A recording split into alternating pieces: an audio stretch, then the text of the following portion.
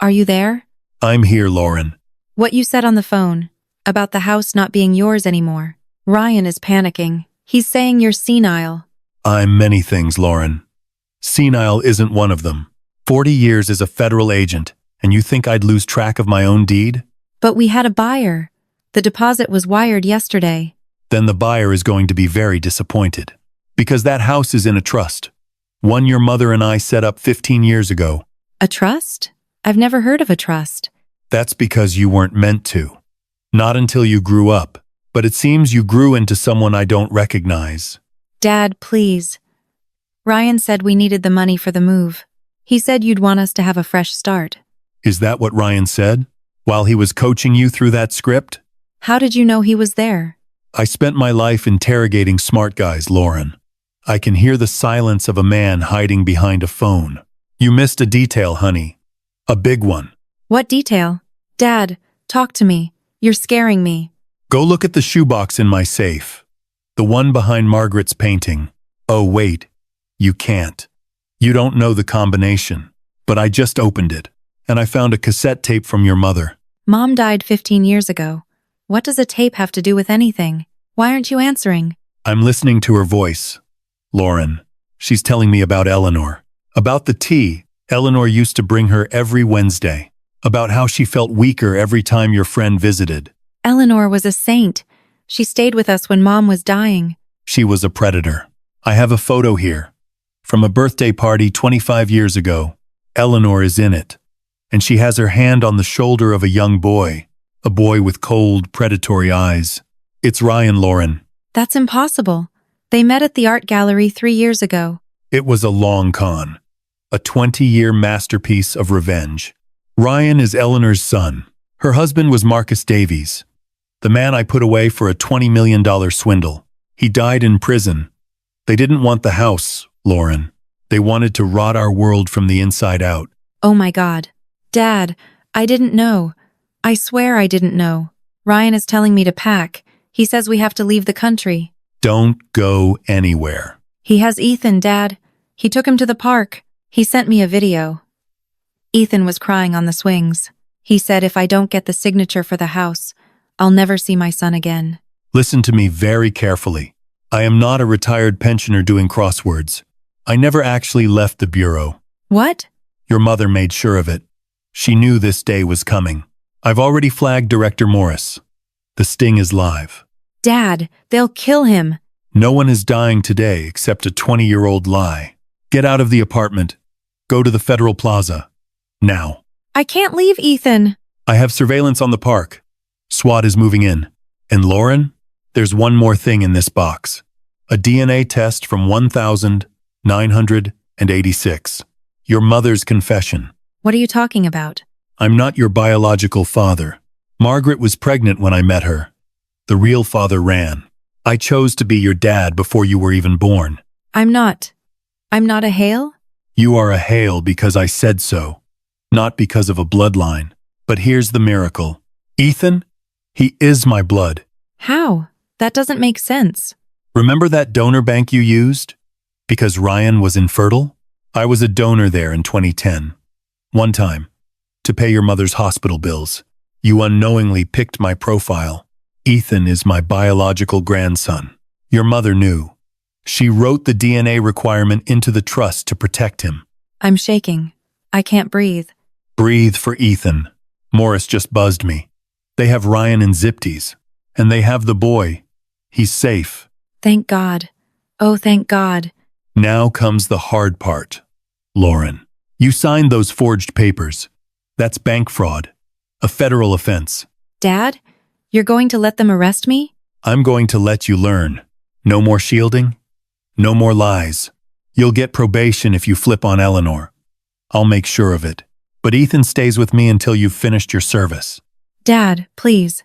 I chose you once, Lauren. Now I'm choosing the truth. Go to the plaza. I'll be waiting with your son. I'm sorry.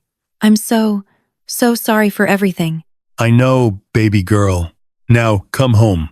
We have a legacy to rebuild. That was quite an unpleasant conversation, wasn't it? And here I am, sharing my daughter's story, hoping you can learn a lesson from it. That Tuesday morning phone call split my world wide open. My daughter's voice was like frozen steel. Her husband was right there, hiding in the silence. He was complicit.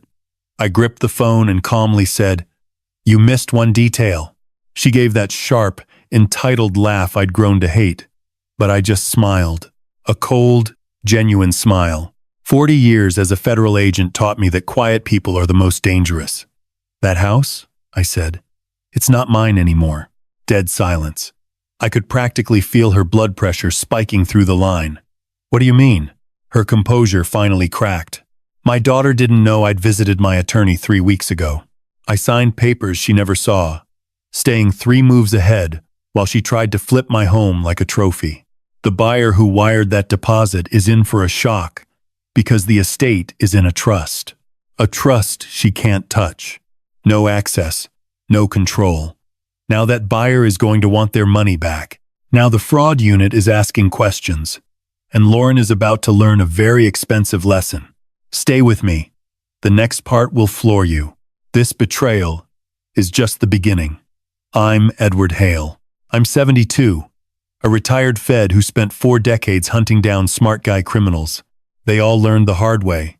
I built a career on spotting the rot behind a smile. I just never thought I'd be interrogating my own child on a beautiful Tuesday morning.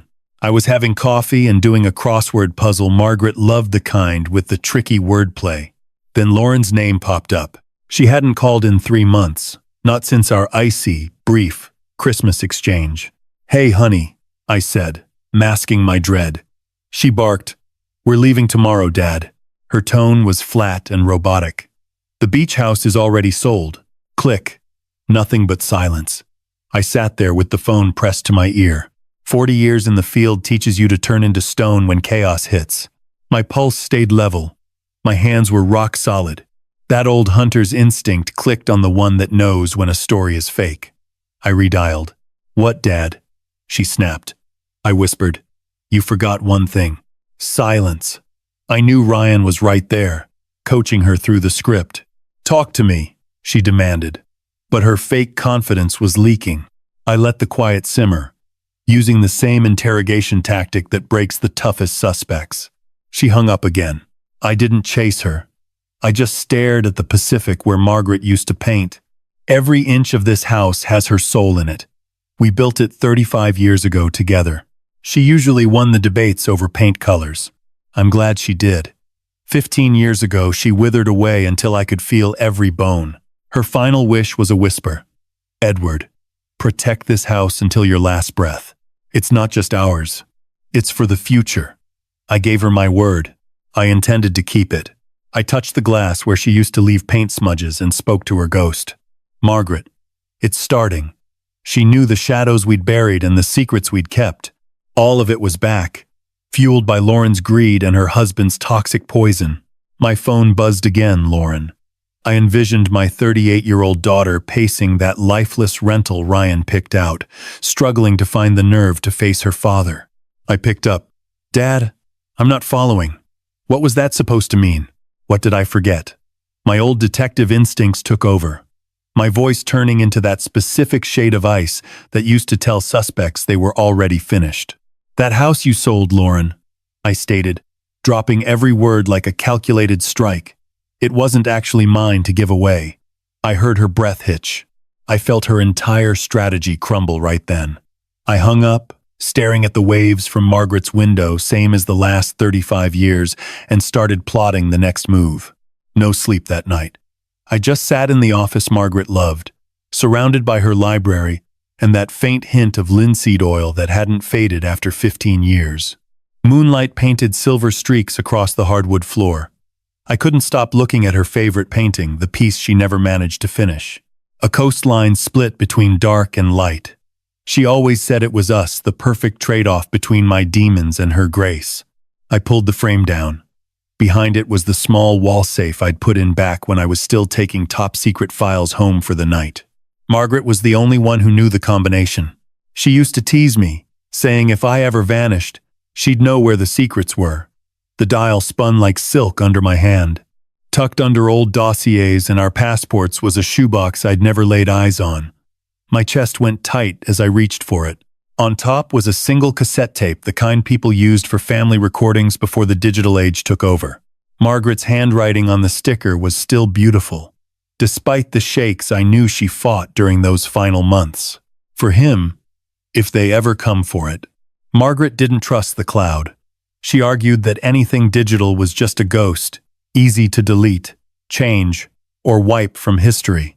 She swore by analog permanence. You could touch it.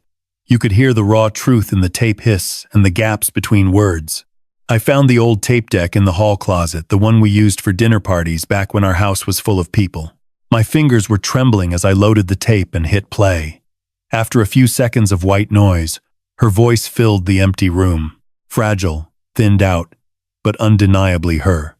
"Edward," she started. I had to close my eyes. Hearing her speak after 15 years of silence nearly tore me apart. "If you're listening to this, I'm likely gone." But it wasn't just the sickness. Not the way they'll explain it to you. I stared at the plastic player as if I could see her face. "I'm getting worse too fast."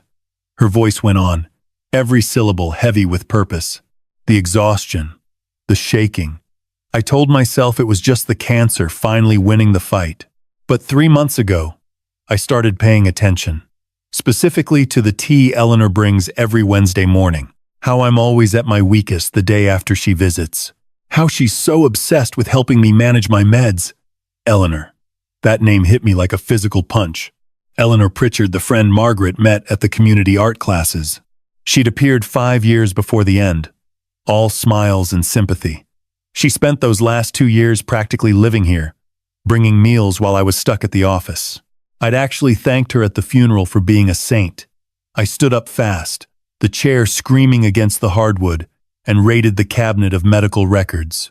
I'd kept everything, unable to part with even the paperwork detailing her death. My hands shook as I dug through the folders, finally hitting the lab work from 6 months before the end. There, in a tiny footnote, a resident had noted, trace amounts of heavy metals found in blood, likely environmental. Recommend follow-up, but not a priority given the patient's existing terminal state. Environmental exposure. They just brushed it off. It was a footnote compared to the cancer. But Margaret saw it. She knew exactly what was happening. Her voice on the recording got quieter, more desperate. "Eleanor is coming for the family, Edward. This isn't random kindness. She's remarkably patient. She'll wait. She'll watch. And she will exploit whoever is weakest to get to you." The tape hissed, her breathing sounding thin and ragged. "There is a picture in the shoebox. Look at it. Look at the boy." I threw the contents of the box across the desk. Under some old mail was a photograph with worn-out edges. A birthday party, kids gathered around a cake with candles. And there, standing behind them with her hand on a young boy's shoulder, was Eleanor. Younger, dark hair, but definitely her. The boy she was holding, maybe 8 or 9 years old, was looking directly at the camera. Sharp, predatory features. Even at that age, his eyes were cold as ice. That was him, Ryan. A quarter-century younger, but I would recognize that face anywhere. It was the same one grinning at me during Thanksgiving dinner. The very same guy who convinced my daughter to throw away our entire legacy. I stared at the snapshot until my vision blurred and my teeth ground together. Every piece finally locked into place with terrifying precision. Eleanor was never just a friend to Margaret. She had been playing the long game, positioning her son like a sleeper cell. A 15-year con finally reaching its payoff. She did not just take my wife's life. She was coming for my daughter next. I sat with that photo until the sun crawled over the horizon, turning the tide from ink to steel to fire. I grabbed my phone and buzzed Hanley, my attorney for the last 30 years. He picked up before the second ring, sharp as a tack despite the early hour. That was the old-school prosecutor in him, a habit from his days before cashing out for private practice. "Edward, it is 6 in the morning. Is something wrong? I need the lowdown on the beach property," I told him. "Who holds the deed? I want everything." Silence hung for a second, followed by the dry rustle of files. Hanley was surgical with his records. The house moved into the Margaret Hale Foundation Trust 15 years ago, roughly 60 days before she passed. You are the only trustee. She locked it down tight. No one, not even the kids, can touch it without your physical signature. She was obsessed with that specific clause. My grip on the phone went white. Margaret knew. Even while dying, she was playing Grandmaster chess to shield us. Basically, any transfer without your written sign-off is legally dead on arrival. In the eyes of the law, it never happened. But if your name was faked on the paperwork, Hanley's tone shifted, the courtroom shark surfacing. That is bank fraud, Edward? A federal offense. The second those forged papers hit a bank, whoever signed your name bought a one-way ticket to prison. I shut my eyes, seeing Lauren's innocent face before Ryan poisoned her mind. What if they used a front? Then we are talking conspiracy and money laundering, heavy-duty organized crime. Edward, what is going on? I will get back to you, I muttered, cutting him off. I needed hard proof, not just theories. I dragged the old boxes from the hall, the ones filled with snapshots I had ignored for years. Margaret was the family historian, labeling every memory in her neat cursive. I spread the memories across the table, hunting for a ghost, a pattern I had been too blind to see. There is Lauren at 5, all smiles and missing teeth on the sand. Lauren at 12, the moody artist just like her mother. Lauren at 16, beaming over her first canvas, eyes glowing with pride. Those eyes! I grabbed a shot from her graduation and held it to the light. Blue, piercing, crystal blue like the summer sky hitting the water. I dropped the photo and checked my own reflection. Brown eyes, dull and familiar. I dug out a wedding shot of Margaret, young and beautiful. Brown eyes, dark like honey. Not blue. Neither of us had that gene. Paternity cases were not my specialty, but I knew the score. 2 brown-eyed parents having a blue-eyed kid is a genetic lottery win extremely rare. Beyond the color, her bone structure and jawline did not fit our family tree. I had just never let myself see it. You do not need a DNA test to love someone. I found her birth records in the safe. The paper was brittle, the ink graying with age. Father, Edward James Hale. But under the light, I saw the ghost of whiteout hiding the original text. The original entry had been erased. Margaret did it, probably before the ink even set. I recalled her whispering to me one night when I asked why she held Lauren so tight. I did this for her, Edward. It was all for her. I figured she meant the lessons and the life we built. Now I realized she was carrying a secret that could destroy us. But that truth had to wait. Right now, I was building a cage. I did not reach out to Lauren. A confrontation would just drive her back to Ryan, letting them hide the evidence and vanish. Instead, I pulled up my contacts and found a number I had not touched in years. Director Morris, FBI Financial Crimes, my old stomping grounds. I put in 25 years there before I officially punched out. He picked up instantly. Agent Hale, I figured I would hear from you soon. I need to bait a hook, I said, and I need it airtight. Am I still cleared for consults? Always, for you. Agent Hale, it's good to have you back. Clicking the phone shut, I crossed to the office. The heavy metal drawer in the corner hadn't seen daylight since the day we buried Margaret. Buried under dusty dossiers and old stakeout logs lay a kit I'd hung onto out of pure muscle memory. A gut feeling that the past wasn't quite finished with me. Microlenses disguised as fasteners, recorders sensitive enough to snag a breath from 20 feet, the hardware of a life I'd only pretended to retire from. These people picked the wrong veteran to push. Director Morris personally flagged the background check as a top-tier priority. The Bureau had the results back to me within 48 hours. I sat in the dark, my laptop screen illuminating the room as I sifted through a maze of aliases and laundered histories. They were professional, sure, but nothing escapes the federal database forever. The woman known as Eleanor Pritchard didn't exist until 2005. Before that, she was Eleanor Davies. Just seeing that name felt like a punch to the solar plexus. Marcus Davies.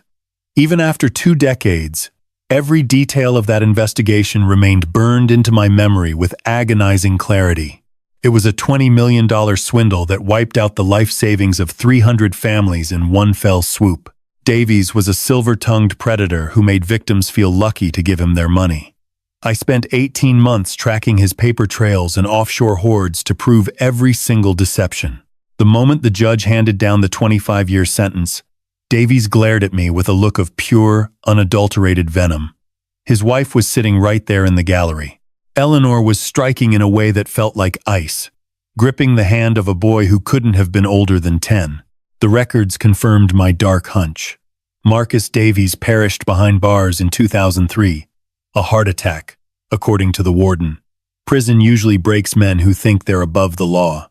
Eleanor vanished shortly after the funeral, taking the kid with her. She didn't pop up again until 2005 with a fresh social security number and a teaching gig at the local arts center. She called herself Eleanor Pritchard, claiming she'd lost her husband in some tragic traffic accident, a complete fiction designed to blend in. 2 years in, she joined Margaret's painting circle, kicking off the most patient long con I've ever seen. I started scrolling through the digital albums Margaret had made me save years back. I found the shot from 2012 at the local charity fundraiser.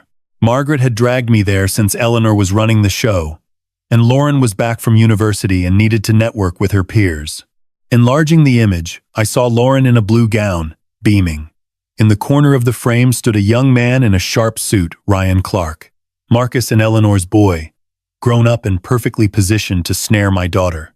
A wave of nausea hit me as I flicked through the rest of the timeline. Dates at bistros, sunset walks on the shore, Ryan dropping to one knee on the exact patch of sand where I'd exchanged vows with Margaret. I'd admired his romantic flair back then, thinking he had class. Now I realized it was a cold, surgical strike against my most sacred memories. Their wedding happened 3 years later, with Eleanor playing the part of the tearful mother-in-law. Then came Ethan's birth, and the image of her holding the infant, with a look of triumph I'd mistaken for love. The entire decade was a choreographed dance, fueled by the kind of resentment that only grows stronger with time. Simple vengeance wasn't enough for Eleanor. She wanted to rot my world from the core, turning my own flesh and blood into the blades that would tear me apart. Margaret was slowly poisoned by a friend she trusted implicitly. Lauren was tricked into federal felonies that would stain her name until the day she died. My 40-year legacy was turning to ash as my life imploded in public. And our family home, the one thing I promised Margaret I'd keep, was being auctioned off as if it were worthless. It was a masterpiece of cruelty. Eleanor knew a bullet would be too kind, too fast. She wanted me to breathe in the smoke of my own failures. Every day I'd wake up remembering my wife was murdered, my daughter was a convict, and my grandson was a pawn. This was her true goal. Infinite misery, not a quick death. Suddenly, my phone vibrated on the desk with a fresh alert. No sender name. Empty subject line. I clicked it, and 2 sentences turned my internal temperature to absolute zero. Drop this, or you lose more than the house. You'll lose the boy, too. I sat frozen for a minute before opening the clip. The video was grainy for a second, before snapping into a sharp image of a park at dusk, shadows stretching across the slides. Ethan was there on a swing, looking small in his favorite dinosaur tee, his little face a mask of terror and confusion.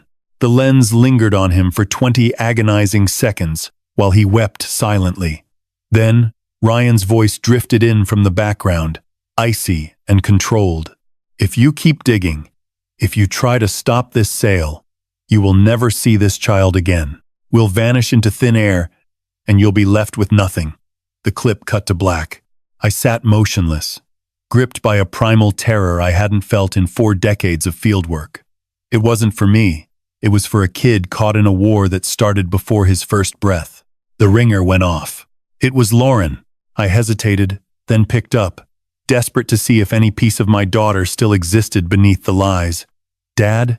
She sounded broken, her voice thick with tears. Dad, please, just let it go. Ryan's terrified. He says we're being followed. He wants us to flee the country until the heat dies down. Just walk away from the property. This whole mess isn't worth the cost.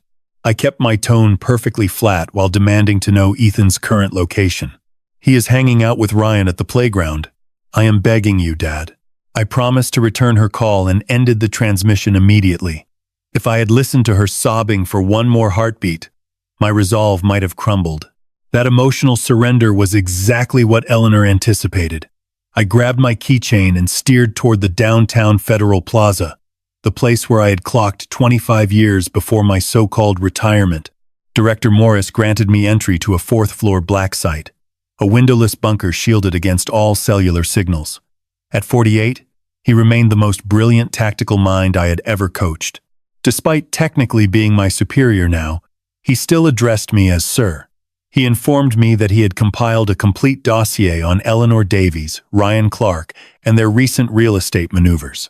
He shoved a heavy folder across the mahogany surface, warning me that the situation was far more complex than I realized. I looked up as he dropped the bombshell that I had never truly left the agency. I reminded Morris that I officially turned in my credentials back in 2010. He clarified that while I stepped away from field duty, I had remained on the books as an inactive asset ever since. Margaret had orchestrated the entire arrangement 6 months prior to her death, while I was distracted by what I assumed was my final operation. Her exact instructions to the director were to never let me fully walk away, ensuring my badge stayed warm for the day I would inevitably need it. She extracted a vow from him to keep me integrated into the system, ready for an immediate call to action. The floor seemed to drop out from under me. Margaret had anticipated all of this. Even while battling the poison in her system, she was moving chess pieces to safeguard us from a threat she would never personally face. You have actually consulted on 12 different operations over the last 15 years. We funneled you encrypted data on corporate fraud and identity theft. Your remote analysis allowed us to bury suspects we could not have touched without you. You operated from the shadows of your living room, but you remained a vital part of this team. You were always a federal agent, sir. I leaned back, processing the reality that those late-night sessions on my computer were not just mental exercises, but high-stakes agency investigations. I was not some pensioner reliving his glory days. I was an active operative who just happened to be invisible. Then it is time to put that authority to use. I want a foolproof sting that nails Ryan and Eleanor on federal counts using evidence so pristine no lawyer can touch it. Morris flipped open his workstation, revealing they had been tracking the Beach House Trust and the Hale Foundation since my initial check-in. We are going to fabricate a digital trail of a panic liquidation, making it appear that you are dissolving every asset into a single personal account. The bait is roughly $2 million in cash and real estate. We will leak this opportunity to Ryan through a double agent in his own financial circle. The moment Ryan sees that massive windfall moving into an accessible account, his greed will override his caution. He will attempt to hijack the transfer to an offshore bank, and the second he hits enter on our ghost portal, we have him on federal wire fraud. I asked about the footage of Ethan, causing Morris to grind his teeth in frustration. Surveillance units are moving out now after we used background landmarks to pinpoint the park from that video. We are working in tandem with the local police to ensure that as soon as we move on, Ryan, officers will have the boy in protective custody. However, he warned me that if Ryan catches wind of our presence before we strike, the suspects might bolt. Eleanor likely has fresh identities and escape routes ready, and if they vanish, we lose our legal leverage to bring your grandson home. I pictured Ethan crying on those swings and heard the tremor of fear in Lauren's voice. I thought of Margaret's final whispers from her hospital bed as she prepared for this inevitable war. I told him to pull the trigger. Activate the sting. Morris issued a series of rapid commands into his phone, while agents in the outer hub began scrambling to their battle stations. A young specialist in spectacles sat at the main computer, her hands moving like lightning across the keys. She adjusted her headset and began directing the field team that was shadowing Ryan's every digital move. 30 seconds of heavy silence filled the room. 1 minute later, she sat up straight and spoke clearly into her microphone. The target has logged in. He just swallowed the hook. 30 seconds until we breach. Morris signaled the countdown with his fingers. 3, 2, 1. Through the two-way glass, I watched the technician slam the enter key. Miles away, in Ryan's hidden digital bunker, his entire operation was crashing to a halt. The slick, money-laundering site he'd spent months perfecting vanished. replaced by the bold, blue emblem of the Bureau. No mistaking that logo. "Move out!" Morris barked into his headset. I heard the order ripple through the comms as tactical units synchronized their strike. I was in the backup SUV, rolling up to the couple's suburban rental right as the SWAT guys smashed the front door. It was a picturesque, quiet street. The kind of neighborhood filled with high-end strollers and parents obsessed with elite school districts. Heavy doors thudded shut. The entry team flowed inside with lethal precision. Then came Ryan's shrill, terrified yelling, demanding an attorney before he'd even hit the floor. Stepping onto the pavement, I approached the house. Ryan was already in zipties, face beet red, desperately clinging to that smug attitude that had failed him. Our eyes met, and his mask finally slipped. "Ryan Clark," I stated, thrusting my investigator credentials right into his line of sight. "You're being taken in for multi-level financial scams, wire fraud, and organized identity theft." "This isn't happening," he stammered, his voice cracking. "You're a fossil. You're off the payroll." I leaned in, whispering so the others stayed out of it. "Special consultants never quit. And I've tracked your every move since you first touched my daughter." He looked like he'd seen a ghost. A pair of officers hauled him to a patrol car, while the search crew started bagging hard drives and paperwork. I saw them shove him into the cruiser. His posture had already collapsed into total defeat. I felt completely hollow. No joy, no victory, just a messy job finished. By noon, I was behind the mirror in room B, watching Morris grill the kid under the fluorescent lights. They let him stew in silence for 90 minutes, the usual mind game to make the suspect sweat the coming charges. Morris was droning through the Miranda warnings, listing the felonies with ice-cold detail. He was looking at 20 years, maybe 30, if the racketeering stuck. His lawyer, some kid barely out of school, kept squawking. But Ryan was zoned out. "I never asked for this life," he muttered. His voice rasped through the intercom, sounding broken.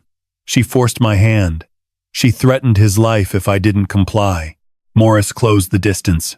"Who was she going to kill, Ryan?" "That was it," he snapped, sobbing so hard it looked like his chest might cave in. "My little boy, Jake, from my first wife. He's 13. She took him 4 years back. I actually believed she wanted to be a grandmother, that she actually loved him, but she just kidnapped him slowly to keep a leash on my neck." "So Eleanor is the one holding him," Morris stated, already knowing the answer. Ryan gave a weak nod, his cuffed hands rattling against the metal tabletop. "The extortion began about 2 years back. She said I had to complete my old man's work to make Edward Hale bleed for everything, using Lauren and Ethan as leverage. And then the pictures started arriving. Pictures of Jake? What kind? He was bound, face covered in welts. The text said, if I deviated from her plan, he was dead. She threatened to stage it as a runaway case, some overdose that the cops would just ignore." His volume faded to a barely audible breath. "My own mother said that like she was reading the forecast." Morris pushed a screen toward him. "Prove it." The defense tried to stop him, but Ryan was frantically pulling up the evidence. It was sickening. A terrified child in chains. The mother's messages were chillingly precise. "Liquidate the property by the 15th, or he starts losing digits. Nail that signature, or I'll return him one limb at a time. Destroy Edward Hale, or watch your boy die." I bolted from the room, pacing the corridor until Morris caught up. "Well?" Morris hesitated. "Sir, we have enough to bury him, even with the duress. But if you want the max—" "No," I snapped. "Save that kid. Rescue him first. We'll handle the rest later. My late wife, Margaret, always told me that justice devoid of compassion is just a vendetta. Vengeance fixes nothing." I pictured the broken man in that room. He was a puppet for a monster, caught in a cycle of family trauma. "I'll back his plea deal. If he gives us Eleanor, I'll make sure the judge goes easy on him. Prioritize the boy's rescue. We clear?" Morris gave a sharp nod. "I'll handle the calls." I retreated to the observation room as Morris re-entered. Ryan lifted his head, his gaze vacant and bloodshot. Morris whispered something muffled. Hope flooded Ryan's face. Then he gestured toward my silhouette, and Ryan stared. He looked straight at me, despite the two-way glass. "Why help me?" he rasped over the speaker. "I tried to ruin you. I helped kill your wife." "Why, Morris?" The detective glanced at my reflection, waiting. I gripped the intercom handset. "Because she always believed that even the most shattered souls deserve a chance." "Where's Eleanor?" Ryan spilled everything. Bank accounts, logins, and 3 hidden safe houses. I tracked the joint federal and Canadian task force raid in real time. Tactical feeds showed units surrounding a plain house in the Surrey suburbs, right outside Vancouver. Eleanor picked a spot near the border for a fast exit. We breached at 4 in the morning. Officers stormed in. Eleanor was upstairs packing forged Mexican visas and passports. She was minutes from vanishing. She didn't resist the irons. She smirked at the body cam as if she'd expected us. "Found the boy?" the radio hissed. The screen cut to the team heading down into the dark cellar. Jake was there, locked in a concrete room with just a mattress and a pail. He was 13 but looked barely 90 pounds. Medics wrapped him in blankets. The boy was silent, his eyes completely hollow and haunted. Eleanor walked right past Jake in handcuffs. She didn't even blink. He was a ghost to her. At the squad car, she glared right into the lens. "You think it's over, Edward?" Her voice hissed through the speaker. "Your little girl signed those papers. She's just as dirty as I am. I killed the power and went home." Lauren's hearing was 3 days later. She looked frail and broken before the federal judge. Forgery, bank fraud, and wire conspiracy, the clerk read every single count. Her lawyer argued she was a victim, groomed and manipulated by her in-laws. The prosecution offered a deal if she flipped on the others. Probation and service, no prison time, provided she told the truth. Her attorney begged her to sign. Then the judge asked for a victim statement. The lawyer gave me a hopeful look. I stood up. "I'm the victim here, and I won't support any mercy." The room went silent. Lauren spun around, her face shattering with raw betrayal. In the hall, her lawyer panicked about prison. "I know exactly what I'm doing," I replied. "She needs this lesson. No more shielding her." The judge took a week. Sentence: 18 months in prison. Stayed for 5 years of strict probation. 500 hours of service and temporary loss of custody for her son, Ethan. The boy goes to me, Edward Hale, until she finishes her term and psych evaluation. Lauren's knees buckled. The bailiffs had to catch her. She sobbed, while her lawyer called the suspended sentence a miracle win. She watched Ethan holding my hand, knowing he was staying with me because of her. I brought the boy home and settled him into the guest suite.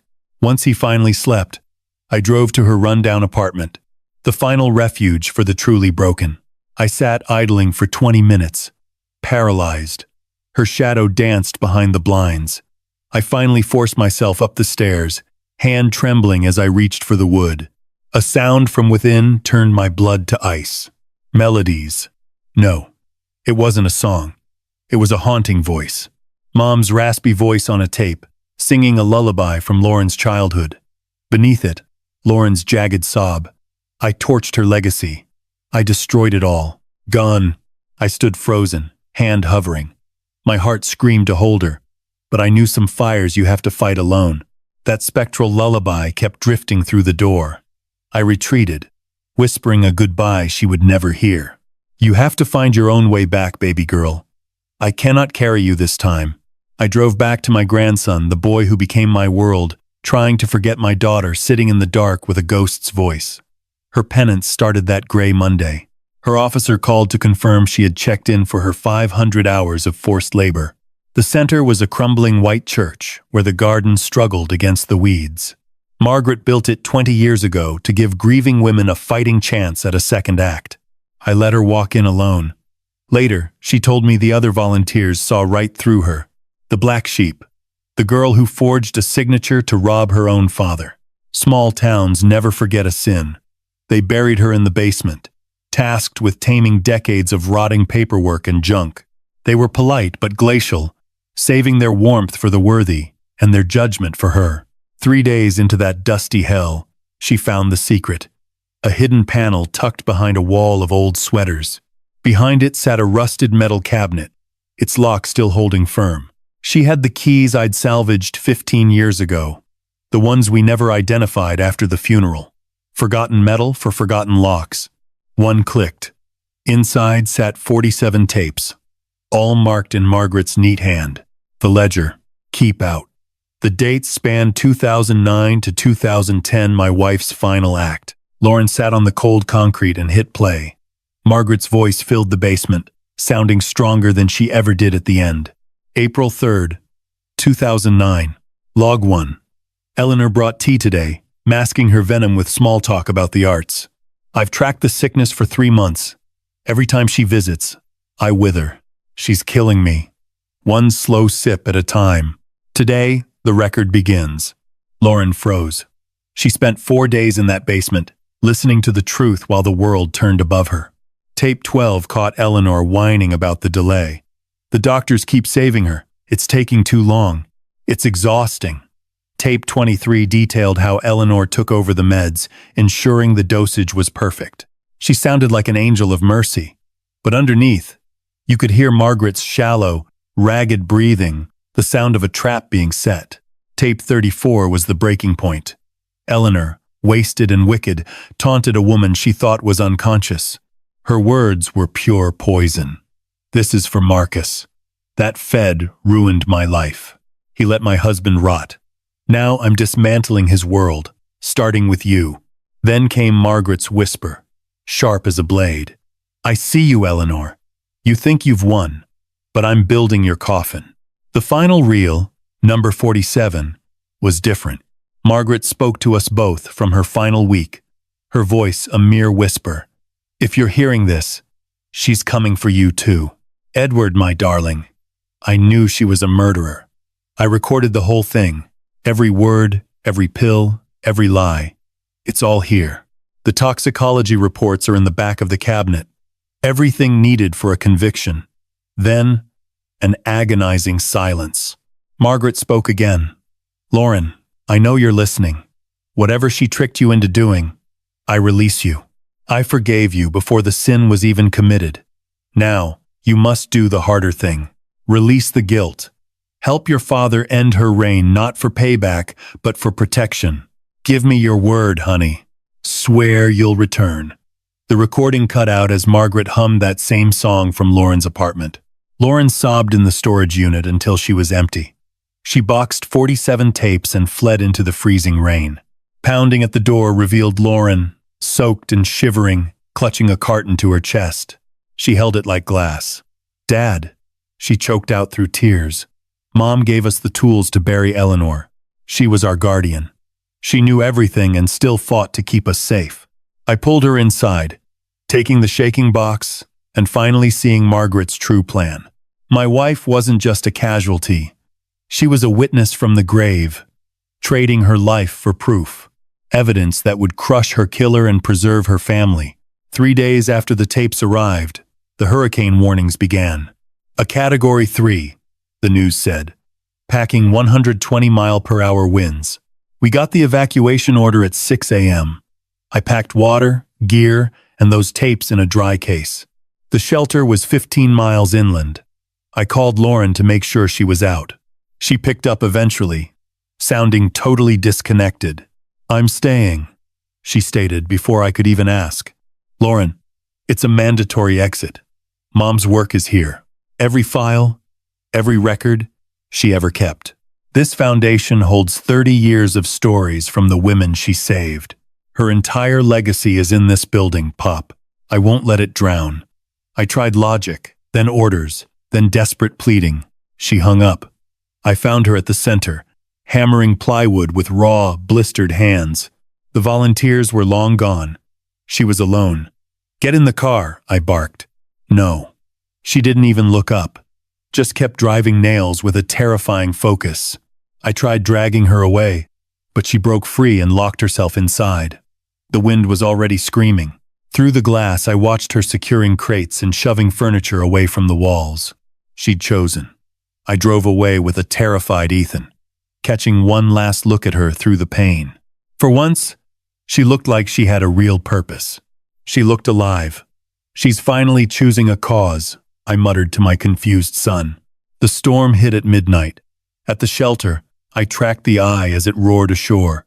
Winds spiked at 130. 8-foot surges hit. At 2 a.m., the lights went out. Sitting in the dark, I imagined Lauren guarding Margaret's work with her very life. By dawn, the winds slowed.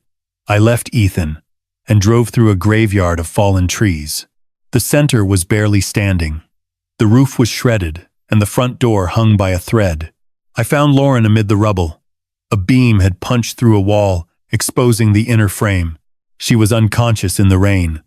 I checked her neck. Her heart was still beating strong. Relief nearly broke me. Then I saw it.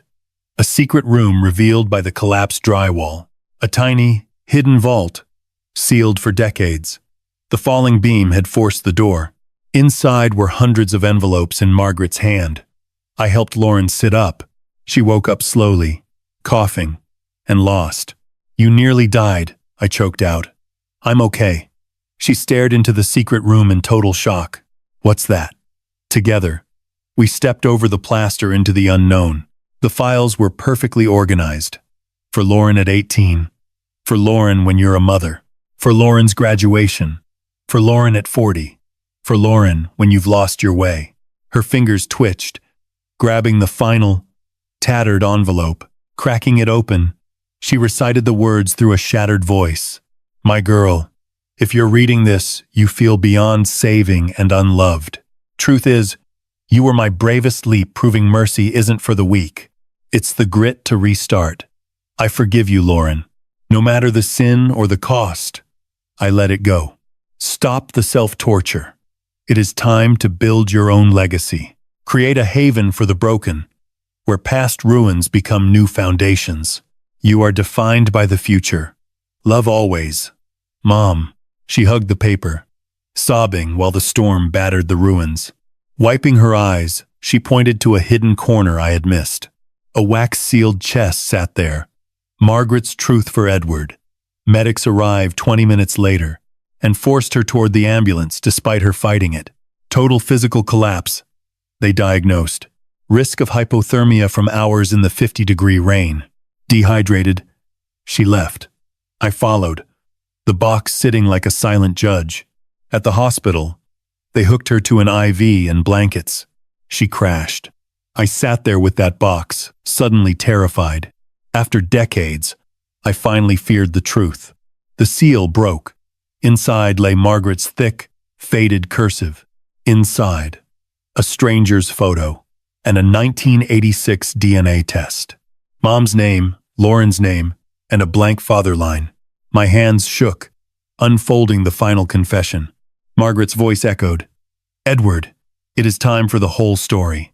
Lauren isn't yours." I froze, trying not to drown in grief. I had always known, right from the first nursery visit, but seeing it written made the secret far too real. I was pregnant when we met in 1984. The father was a mistake who ran when I mentioned babies. He threw $500 at me and vanished forever. I was a broke, terrified waitress 5 months along. Then you appeared. I remembered that Marina Cafe. She was sketching fiercely. I asked what she was drawing. A lighthouse beam piercing a dark, violent storm. "Light saves us from drowning," she said.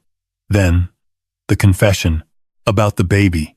About the absent father and her having nothing but baggage. I remember saying, "I do not care about the blood. If you will let me, I am her father. Paternity by choice, not biology." I meant it. We married soon after. I promised she would never be alone. I adopted Lauren at birth and held her first. I was crying, calling that little girl perfect and ours. For 38 years, she was nothing less than my own. This hurts because I chose her and she does not know. Little did she realize that being your kid wasn't some biological debt you owed, but a choice you made with love every single day. A sudden noise broke my focus. Lauren's eyes were wide, locked onto the pages I held. God only knows how long she'd been awake or what she'd managed to overhear. "Hey, Dad." Her voice was a fragile tremor. "Is that about me? I could have just lied." I could have tucked the note away, dismissed it as some ancient, irrelevant paperwork. But I didn't. I shared the truth. Every syllable. Margaret's secret, my old reply, and the legal filings completed before she even had her name. Once I stopped talking, a heavy, suffocating silence filled the ward. So, her voice splintered. I'm not actually your flesh and blood? Dropping the letter, I gripped her hand the same way I did when she was 5 crossing streets, at 16 over a boy, and at 30 holding her newborn. Ethan, DNA didn't make us family, Lauren. I chose you. For 38 years, I've picked you daily. I'm picking you now too, not to hide the truth, but to face the fallout together. She finally crumbled, let out a gut-wrenching sob that sounded like 20 years of suppressed agony finally escaping. I cradled my daughter not by genetics, but by devotion, until a sharp rap at the door broke the moment. Hanley, my attorney for 30 years, stood there looking frantic. He was clutching a thick yellow folder to his chest. Pardon the intrusion, sir, but Ethan's inheritance DNA results just arrived. This is urgent. Hanley slipped inside, shutting the door with a grim finality. He looked at Lauren, then me, hesitant to speak while she was listening. Just say it, I insisted. She's part of this. He gave a stiff nod, revealing a document with the kind of ironclad legal header that can't be challenged. There's a specific rule in Margaret's trust that slipped my mind until we began Ethan's custody paperwork. 15 years back, Margaret demanded DNA proof for any heir. I figured she was being paranoid then, but she wouldn't budge. She claimed it was the only way to protect what you two built for actual relatives. Skip the fluff, Hanley. He sighed. The lab compared your DNA to Ethan's. He shares 25% of your genetic markers. That's a perfect biological match for a grandkid. The revelation felt heavy enough to choke on. Lauren bolted upright, wearing a look of total bewilderment. No way. Ryan wasn't Dad's kid. Exactly, Hanley muttered. Ryan Clark isn't related to Edward whatsoever. Therefore, he double-checked the paper, hoping for an error. The link is through Lauren. Yet, Lauren isn't Edward's genetic child either. We knew that already. My investigator's brain started connecting dots my heart wasn't ready to accept. Ethan only fits the profile if you're the father, Hanley whispered. They ran it 3 times to be certain. It's a certainty. That boy is your actual blood relative. Lauren let out a choked gasp. How? I mean, Dad and I, we never. Stop, I commanded, killing that train of thought instantly. Not like that. There's another explanation. Lauren, when you and Ryan struggled to conceive, did you seek clinical help? Her eyes glazed with memory. We tried the natural way for 2 years. Nothing took. Doctors blamed Ryan's low count and motility. They told us to find a donor. Some random donor bank, she whispered. I just chose a profile that looked right. Good grades, clean health, similar features. Everything was kept strictly confidential. I didn't have a clue who he was. Hanley nodded, sliding out another paper. I checked the records. Back in 2010, Edward, you were a donor at Coastal Fertility. Just once. You did it for quick cash during that rough patch after Margaret died, before the FBI work kicked in. It hit me. Lord help me. I remembered everything. Debt was a rising tide. My late wife's hospital costs had swallowed my entire retirement. A buddy once joked that my Ivy League degree and clean health were worth a fortune at the local sperm bank. I walked in once, traded my genetic code for $200, and tried to bury the memory forever. It felt like I was cheating on a ghost. I never went back, assuming my legacy was just a file number in an anonymous program. 4 years later, Lauren unknowingly chose that exact genetic profile to start her family. The doctors had no clue that the donor was already part of the family tree. Neither of us saw it coming. I looked at Lauren and saw my own disbelief mirrored in her eyes. Ethan wasn't just the boy I'd stepped up to raise, or the grandson I had promised to protect. He was my own flesh and blood, a biological miracle born from a 1-in-a-million coincidence. Mom knew, Lauren whispered, her voice suddenly anchored by a chilling realization. That's exactly why she wrote the DNA requirement into her final will. She sensed the truth before any of us. She was guarding him. I tried to argue, but I suddenly remembered Margaret's expression during her final weeks, those knowing eyes that seemed to pierce through the veil. Her strange, rigid demands weren't eccentric. They were a calculated master plan. The hidden tapes and letters documenting Eleanor's crimes proved it. Margaret was playing a high-stakes game of chess while we were all stuck on checkers. I pulled up the home screen on my phone to look at Ethan's face, an 8-year-old kid with a gap-toothed grin, laughing at the waves. I thought I loved him out of duty and innocence. Now I realize my heart simply recognized its own rhythm from the very first hug. I felt that deep connection and just couldn't explain why. Lauren started sobbing again, but the sound had shifted from total heartbreak to something resembling pure relief. Every single thing Eleanor tried to burn down: the family name, the inheritance, the house. Mom saved it all before the first drop of poison was ever served.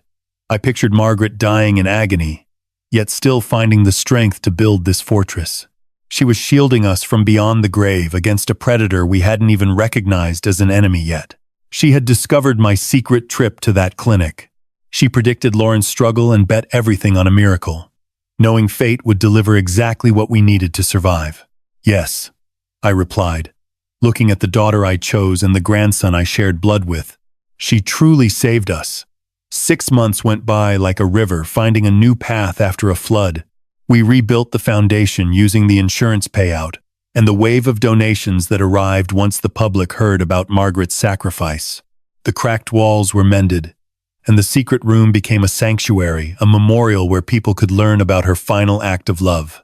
We held the grand opening on a crisp Saturday in April, a day that smelled like salt air and second chances. Ethan and I took our spots in the front row. The auditorium was packed to capacity. I saw familiar faces of survivors alongside local news crews.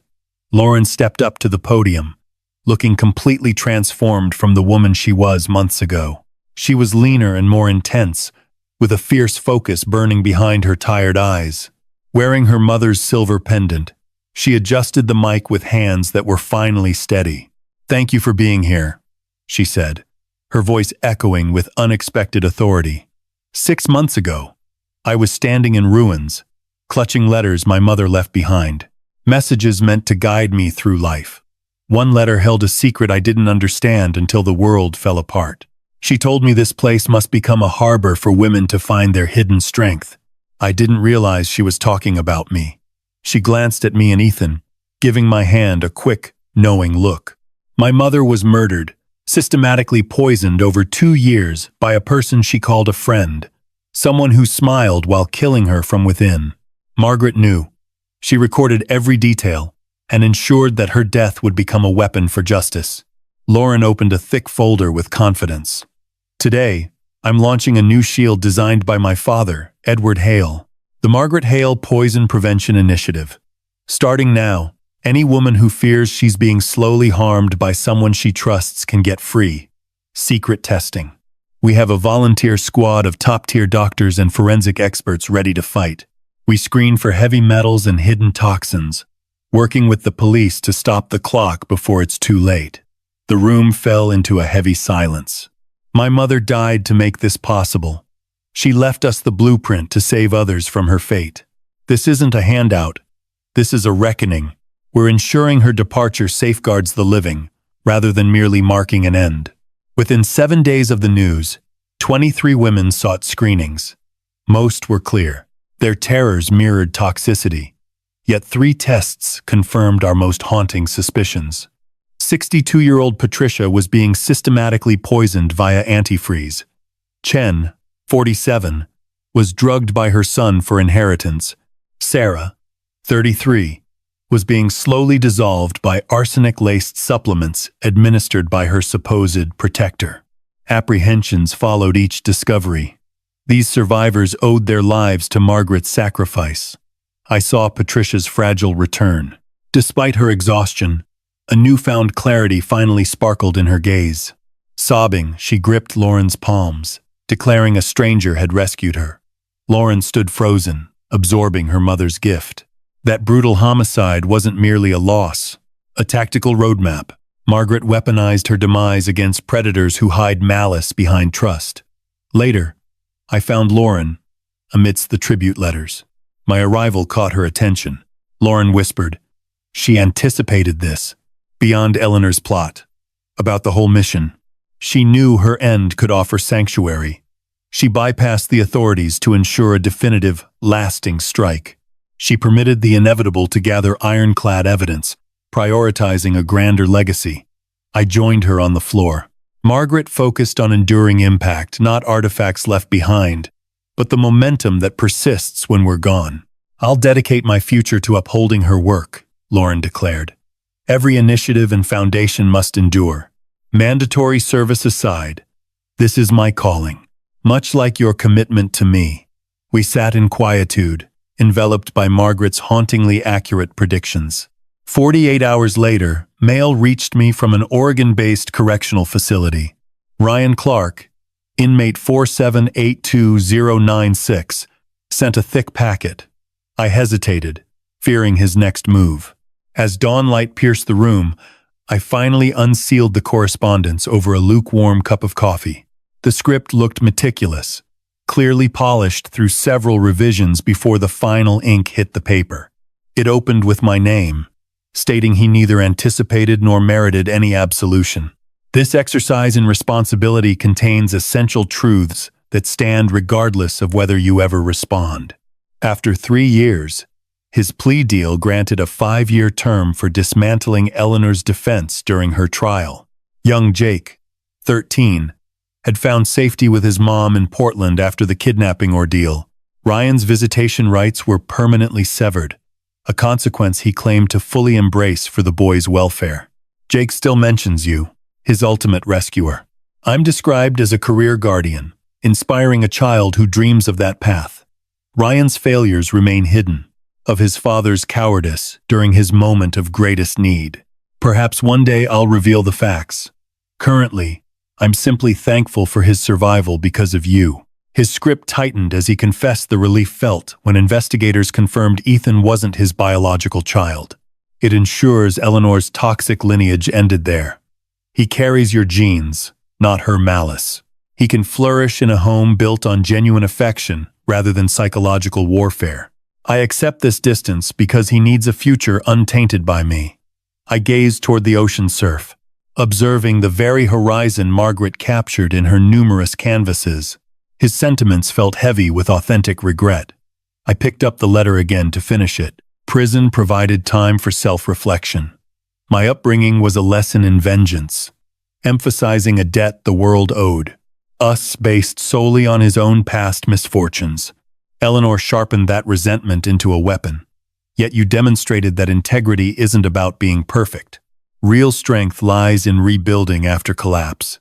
He detailed his tedious schedule alongside his academic pursuits in psychology. His goal was mentoring troubled boys from criminal backgrounds who view aggression as power and retribution as virtue.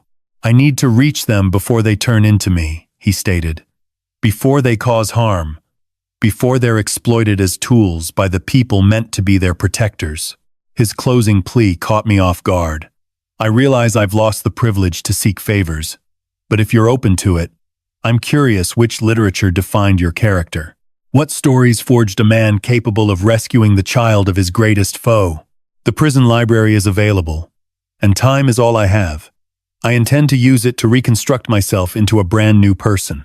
That note stayed tucked away for 21 days. It haunted my thoughts during the mundane flipping pancakes, checking Ethan's schoolwork, or seeing Lauren facilitate a session at the nonprofit.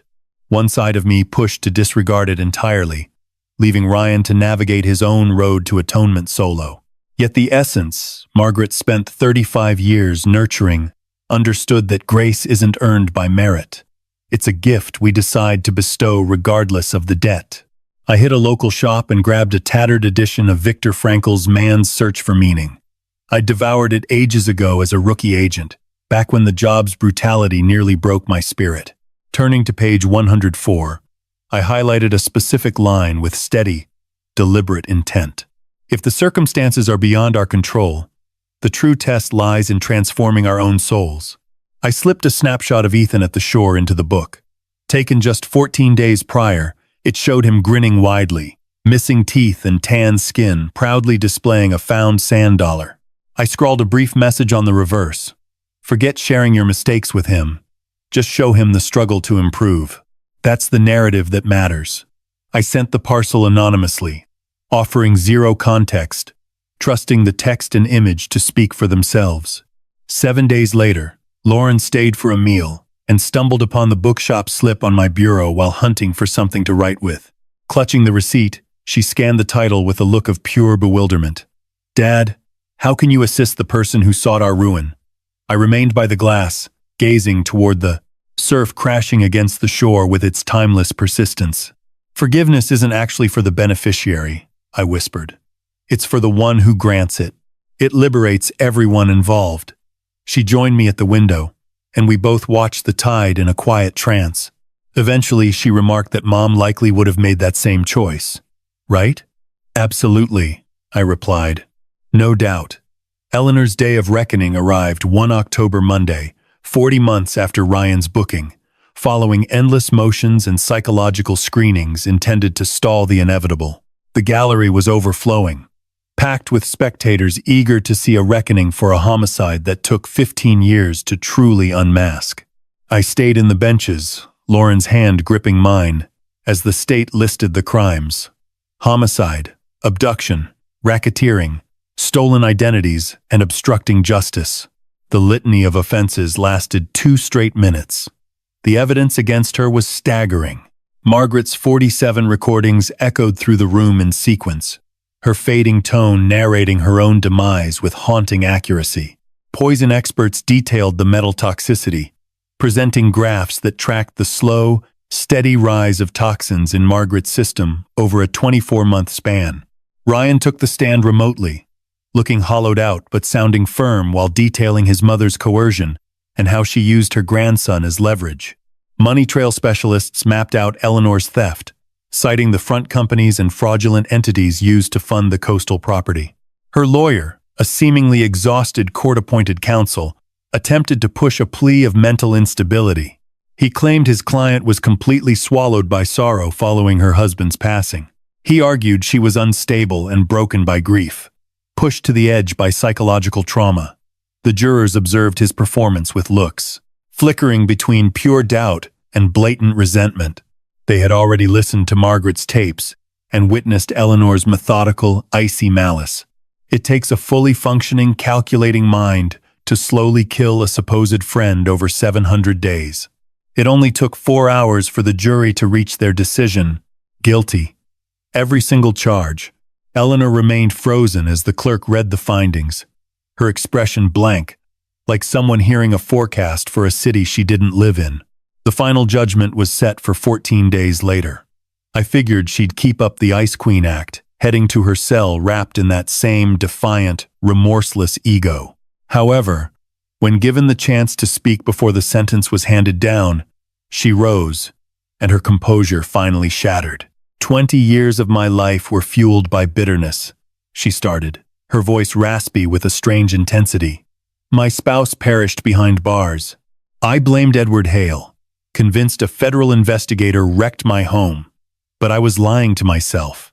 Marcus passed because he was a crook who ruined 300 households, stealing their life savings and trust to buy luxury vehicles, estates, and vintage bottles. He wrecked futures and finally faced the music. Agent Hale wasn't the villain. Marcus was. I just couldn't stomach the truth. She faced me squarely, her eyes bloodshot but tearless. So I targeted you. I played the friend to your wife, a saintly soul who treated me with pure kindness. She welcomed me inside. She let me into her creative world. She put her health, her safety, and her very existence in my hands. I killed her by inches while she grinned, thanking me for being a true friend. It was pure evil. Her voice cracked. There is no way to fix this or bring her back from the dead. Those lost years are gone forever. But you were absolutely right to throw my husband in a cell. I belong there too. A heavy hush fell over the room. Even the stenographer froze mid-stroke. The judge cleared his throat and handed down a life sentence without any hope of release. Eleanor was escorted out in cuffs, her spine bending under the crushing weight of her own admission. 2 days later, Morris called with news. The feds found $200,000 hidden in an offshore account. By law, that cash was mine as compensation for the attempted robbery. What should we do with the money? Morris asked. I thought of Margaret, Lauren, and the boys. I thought of all the families torn apart by that kind of deep-seated bitterness. Hand it over to the Margaret Foundation, I told him. Set up a unique account. Title it the Eleanor Redemption Fund. Use it for kids with parents in prison who want a better life. Morris stayed quiet. Sir, are you positive? This woman took your wife's life. I am sure. When I told Lauren later, she looked at me like I had lost my mind. You're honoring the woman who killed Mom? No, I said. I'm honoring the lesson. Hate ruins. Grace restores. If her malice is the final word, she triumphs. But if her money saves children and breaks the cycle that ruined her, then Margaret is the one who truly wins. Lauren fell silent for a long minute, then slowly bowed her head in agreement. Mom would love that. That weekend, I watched Ethan scout for seashells while I sat on the dunes. At 11, he was stretching out, showing flashes of the young man he would soon become. As the sun dipped, painting the sky in Margaret's favorite colors, Ethan sat down. Gramps, how do I be like you? I watched my grandson, his face wearing that heavy expression kids get when asking something that truly matters. Copper light hit the waves, and for a second, I saw Margaret's grit in the set of his jaw. Start by paying attention, I said. Notice the people who are hurting but too proud to ask for help. Then, choose every morning to act on what you see. He nodded. Even when it is tough? Especially then. 5 years slipped by in seaside talks, family meals, and the slow work of healing. Lauren finished her supervised release perfectly, logging every hour of service and showing real growth to her officer. Somewhere along the way, the chores became a calling. She quit counting hours and started building a legacy. By 2030, the Margaret Hale Foundation had grown into a 3-city operation. Along with the rebuilt coastal site, she ran offices in Portland and Seattle with a natural, quiet authority. It was the kind of strength only someone who has been totally broken can possess. She wrote her story in year 4, typing at dawn about her mother's death and her own path back. The house my mother built became a hit, favored for its heart rather than its dark crime details. People loved how she described finding grace as a daily grind rather than a single moment. She gave every cent to the charity, telling the radio that she refused to profit from her own sins. The town that once whispered about her with cold judgment finally began to change its tune. People forget the bad when they see consistent good. She started a yearly beach concert in Margaret's honor. Local bands played for free while survivors shared their strength on a stage near the crashing waves.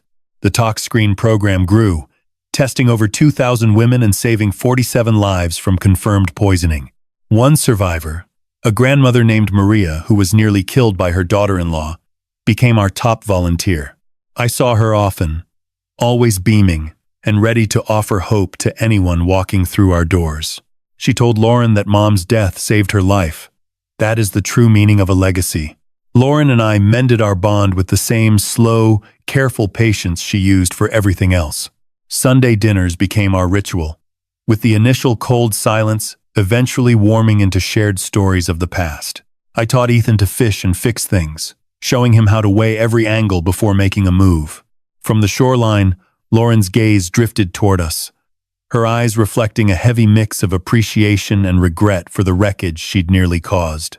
Later that night, once Ethan was asleep, she stayed in the kitchen to help me clean up. We moved in a peaceful silence until she broke it, asking if I ever wished I hadn't picked her. Knowing we weren't blood and remembering the chaos she brought, I paused, wiping my hands. Choosing to be a parent is a daily act of will, Lauren. Relying on genetics often gives people an excuse to stop putting in the effort. For 38 years, I picked you every single day before the truth came out, and I haven't stopped since. I'd relive every moment. No regrets.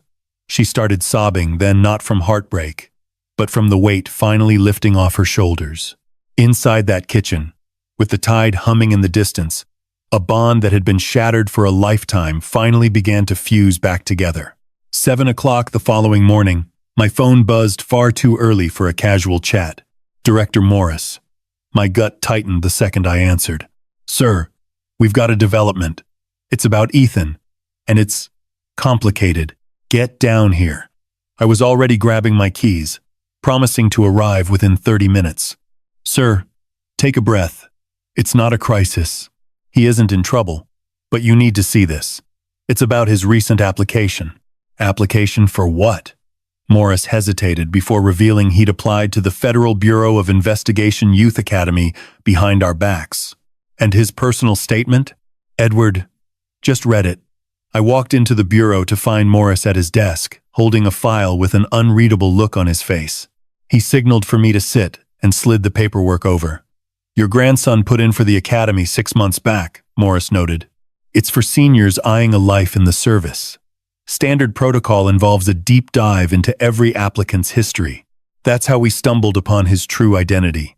And your connection to him? I pulled the folder open. Ethan's file was there. Straight A's, top-tier recommendations, and teachers describing a kid who was far more grounded and focused than his peers.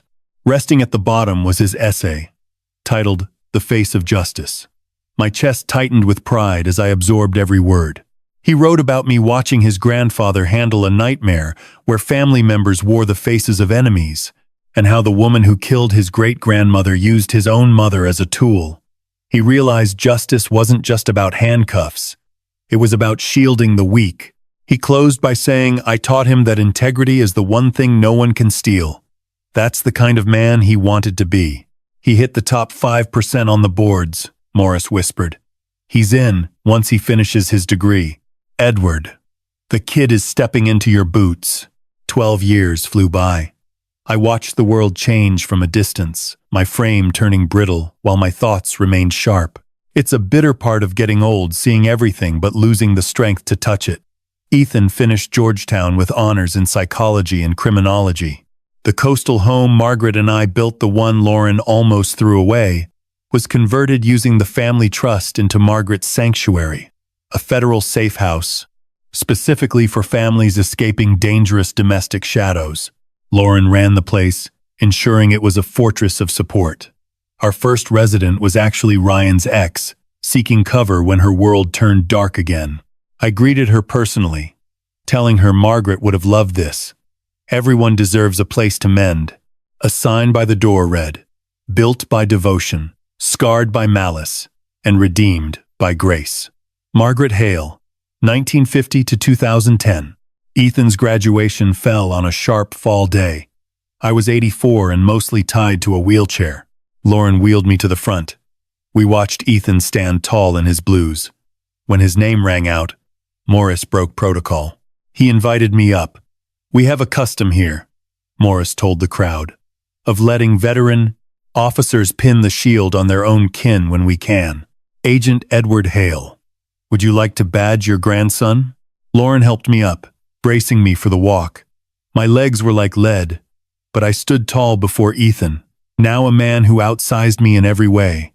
I took the silver from Morris and fixed it to his chest, my hands steadying by sheer force of will. I leaned in and whispered, your great-grandma always said to guard what counts. You're doing that. But remember, property and titles can vanish. Integrity is your only permanent possession. Ethan hugged me, keeping me upright. I know, Gramps. You showed me.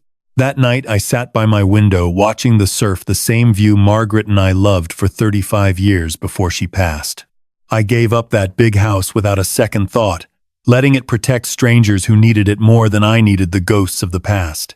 I gripped the silver frame, watching Margaret at her easel in the golden dusk, blending paints with that quiet focus.